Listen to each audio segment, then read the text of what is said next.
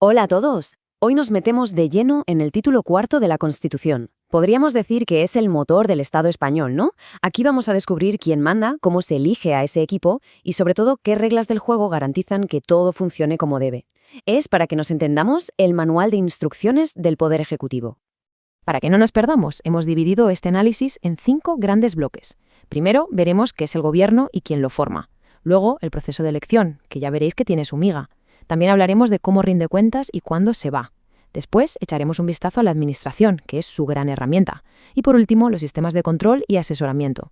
Venga, vamos al lío. Vale, pues empecemos por el principio, por lo básico. ¿Qué hace exactamente el gobierno y quiénes son? Preguntas fundamentales, ¿verdad? Pues la Constitución, en esto, no deja lugar a dudas. A ver, el artículo 97 es como la descripción del puesto de trabajo del gobierno. Y ojo, porque no es poca cosa. No se trata solo de gestionar el día a día. Es que dirige toda la política, tanto la interior como la exterior. Controla la gigantesca maquinaria de la administración.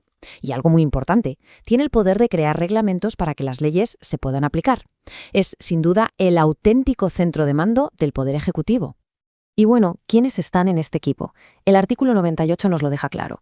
Tenemos al presidente, a la cabeza de todo, que no solo dirige, sino que coordina. Luego, si los hay, los vicepresidentes y, por supuesto, los ministros, cada uno con su cartera. La figura del presidente es absolutamente clave. Es como el director de orquesta, ¿verdad? Es quien se asegura de que todos los ministros sigan la misma partitura. Claro, un gobierno no sale de un sombrero de mago. Su nacimiento es un proceso constitucional súper medido y que a menudo, seamos sinceros, está cargado de tensión política. Vamos a ver cómo se forma un nuevo gobierno justo después de unas elecciones. Aquí tenemos la hoja de ruta, que está en el artículo 99. A ver cómo va.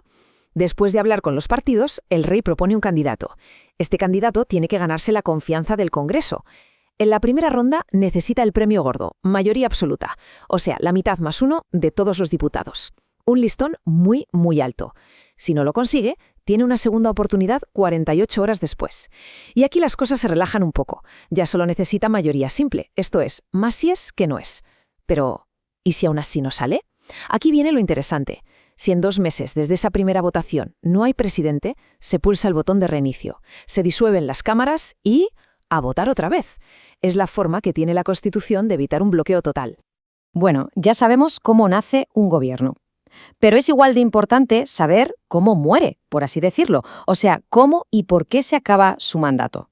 La Constitución también tiene reglas muy claras para esto, para la rendición de cuentas y para el fin de sus funciones.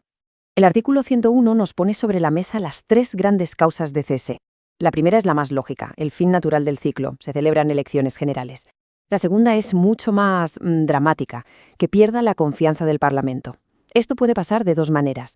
O bien la oposición saca adelante una moción de censura, o es el propio gobierno el que pierde una cuestión de confianza que ha planteado. Y la tercera es totalmente personal y gira en torno a su líder, la dimisión o el fallecimiento del presidente. Si el presidente cae, arrastra con él a todo su equipo. Y ojo, que esto es importantísimo. La responsabilidad no es solo política, de me voy a casa y ya está. No. El artículo 102 es muy tajante. Si un miembro del gobierno comete un delito mientras está en su cargo, ¿quién le juzga? Pues nada menos que la Sala de lo Penal del Tribunal Supremo. La máxima instancia judicial. Aquí no hay privilegios que valgan frente a un delito. Esto es, sin duda, una de las vigas maestras de nuestro Estado de Derecho.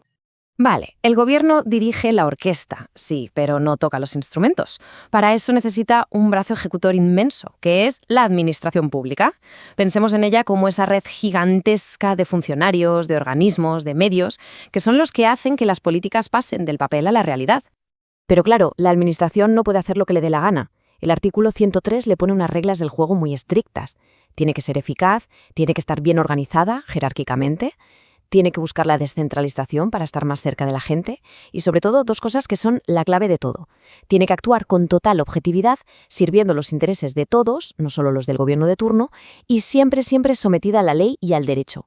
Esta es la gran garantía de que la administración trabaja para el conjunto de la ciudadanía.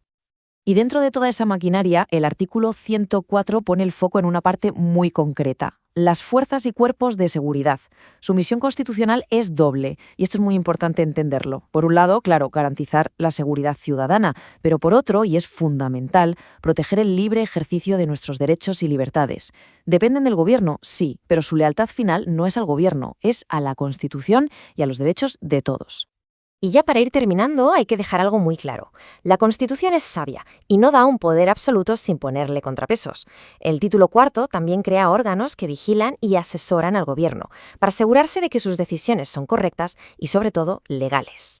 Y aquí tenemos una figura clave, el Consejo de Estado. El artículo 107 lo define como el supremo órgano consultivo.